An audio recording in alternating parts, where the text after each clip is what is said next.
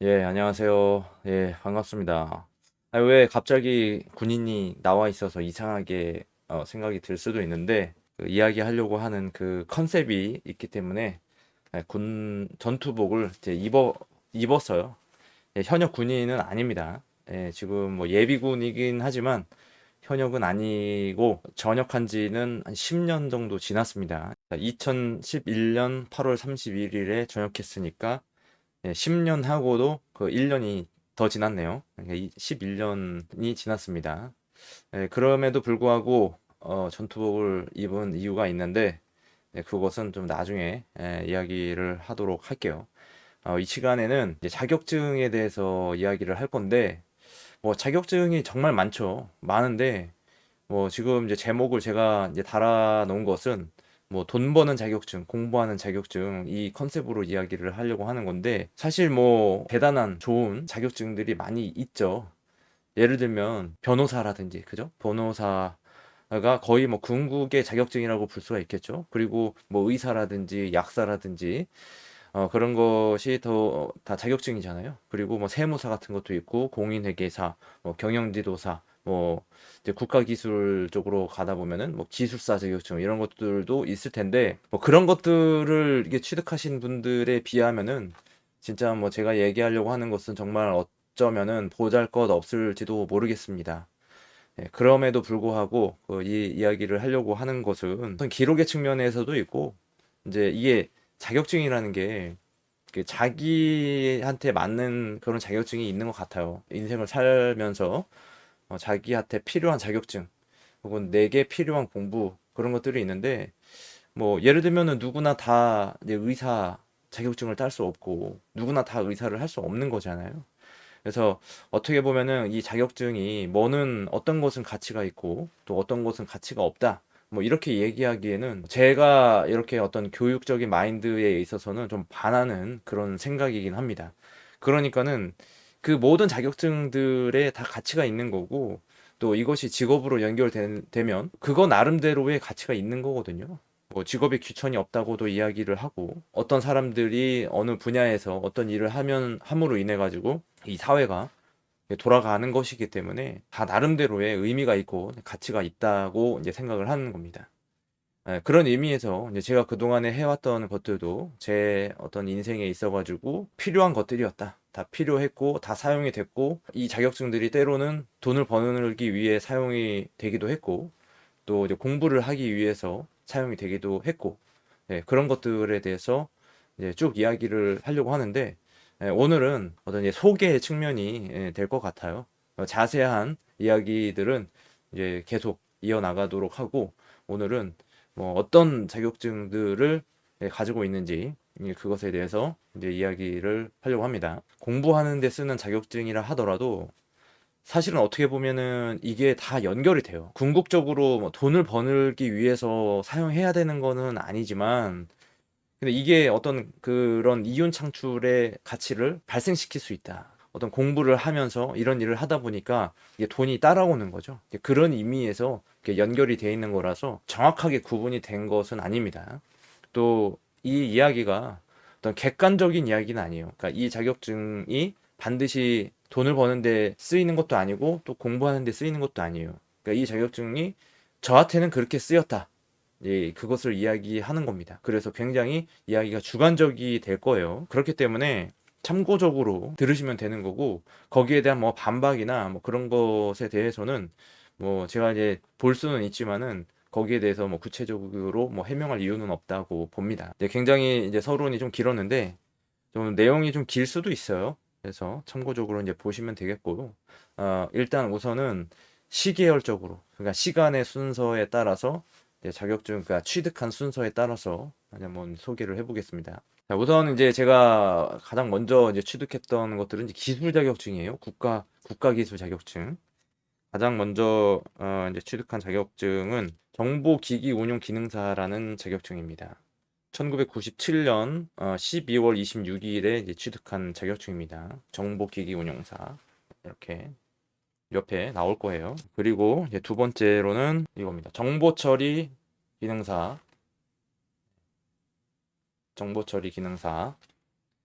1999년 6월 19일. 그 다음 사무자동화 산업기사입니다. 2007년 11월 19일. 자, 그리고 정보처리 산업기사 2008년 8월 18일. 그리고 자동차 정비 산업기사 2011년 6월 10일. 자, 그리고 지금 국가기술 자격증이에요. 자, 이거는 컴퓨터 그래픽스 운용 기능사입니다. 2015년 4월 17일. 자, 그리고 웹 디자인 기능사 2016년 4월 1일. 자, 그리고 자동차 정비 기능사 2016년 12월 16일. 자, 여기 이거 컴퓨터 활용 능력 2급입니다. 2008년 11월 4일. 그리고 이거 워드 프로세서 1급 2011년 5월 25일. 자, 이렇게 국가기술 자격증이 이제 끝나고, 그 다음에 국가공인입니다. 국가공인. 전산세무회계 자격증, 전산회계 2급 합격 일자가 2020년 7월 9일입니다. 그리고 국가공인 전산세무회계 자격증. 이거는 전산회계 1급 2020년 9월 1일. 그리고 국가공인 전산세무회계 자격증, 전산세무 2급입니다. 2020년 10월 28일. 요 이제 세 개의 자격증은, 이거 세 개 자격증은 2020년 한 해에 다 취득을 한 거예요. 계속 연달아서 이제 시험을 본 거죠. 자, 그리고 이번에는 이제 민간 자격증. 자, 이거는 자, 사단법인 한국심리상담협회에서 발급한 건데, 이거 심리상담사 2급입니다. 심리상담사 2급 2011년 8월 20일. 자, 그리고 사단법인 한국자원봉사교육협회에서 발급한 미술심리상담지도사 1급. 미술심리상담지도사 1급 2013년 4월 1일. 이렇게 민간 자격증 있고, 그 다음에 정부에서 발급되는 거, 정부에서 발급되는, 교육부에서 발급되는 자격증 평생교육사 2급입니다. 2022년 9월 8일. 이렇게 민간 자격증하고 정부 자격증까지 포함해가지고 하고, 그 다음에 이제 학위가 있는데, 학위 증명서는 먼저 학점은행제에서 받은 멀티미디어학 공학사 학위를 학위가 이제 있습니다. 학위기는 없어요. 학위 증명서가 있는데 이거를 발급받아야 되는 건데 없더라고요. 그래서 뭐 수수료를 내라 그래서 이거 하지 않고 요 옆에 자료를 보여드리겠습니다. 자, 이렇게 이제 먼저 학위 증명입니다. 학사학위 증명서고요. 멀티미디어 학전공으로 국가평생교육진흥원에서 학점은행제로 취득한 멀티미디어 학 전공 공학사 학위입니다. 그 증명서로만 발급이 되고 학위기는 없더라고요. 증명서, 그러니까 졸업 증명서는 아니고 이게 발급받아야 되는 건데, 이게 또 굉장히 오래되고 그래서 2010년도니까 2010년도라서 이게 없어요. 그래서 못 찾겠더라고. 근데 발급받으려면 또 수수료를 내라 그래가지고 이거 스캔한 자료를 일단 첨부하도록 하겠습니다. 자, 그리고 자, 여기 학위기 서울과학기술대학교입니다. 서울과학기술대학교. 이게 케이스가 좀 많이 낡아가지고 이렇게 학위가 있어요. 이거는 마스터스 디그리입니다. 반사돼가지고 이거는 이제 석사학위 서울과학기술대학교 산업대학원에서 공학 석사 받은 학위기입니다. 서울과학기술대학교는 2012년 8월 24일 학위 수요 날짜입니다. 자, 다음에 이제 홍익대학교 학위기. 자, 이것도 이제 석사 학위고요. 대학원, 일반 대학원에서 미술학 석사. 전공은 운송기기 디자인입니다. 디자인 전공으로 미술학 석사를 한 학위기입니다. 자, 그리고 여기 한국방송통신대학교 졸업증서로 나와 있네요. 이거는 이제 학사학이고요. 경영학과와 법학과 복수 전공으로 해서 이제 법학사와 경영학사 및 법학사의 자격을 갖췄습니다. 이렇게 졸업증서. 학사가 현재까지 3개인 거죠. 그래서 지금 진행하는 것까지 2개를 더하면은 이제 학사 학위만 5개가 되는 겁니다. 그리고 석사가 2개 있고, 그리고 뭐 기타 수료증 같은 것들도 있는데 보여드리죠. 요거는 이제 KBS 방송 아카데미. 이거는 이제 이수증이에요. 이수증인데 KBS 방송 전문 과정 6개월 과정이고요.